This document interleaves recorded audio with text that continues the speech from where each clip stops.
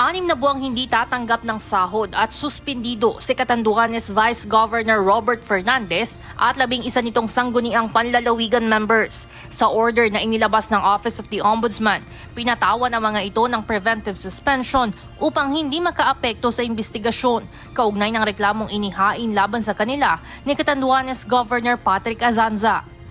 Sangkot umano ang vice-gobernador at 11 SP members sa irregularidad sa utilization at allocation ng Quick Response Fund sa Catanduanes para sa Super Typhoon Uwan noong November 2025. Sa halip umano na gamitin sa relief goods ang higit 26 million na QRF, inilaan ito sa cash assistance o ayuda na hindi naman kabilang na immediate response para sa mga nasalanta.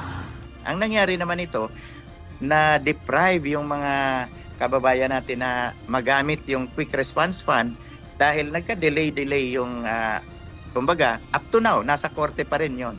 So ang pondo ngayon ay napunta sa trust fund.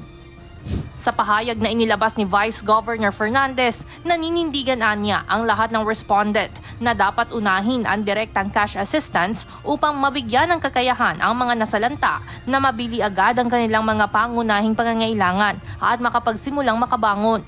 Handa rin niya silang harapin at sagutin ang lahat ng alegasyon sa legal at transparent na paraan sa pamamagitan ng tamang proseso.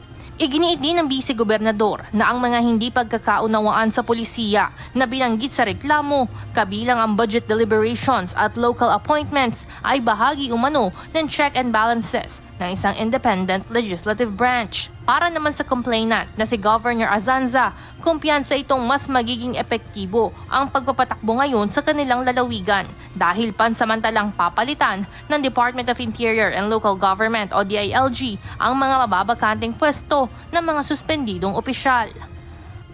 Inaasahan ko po na mas bibilis na ang serbisyo sa probinsya ng Catanduanes. Ngayong yung mga obstructionist at nagpapahirap sa ating mga kababayan na mga traditional politicians, puro po ito matatagal na sa posisyon kasi.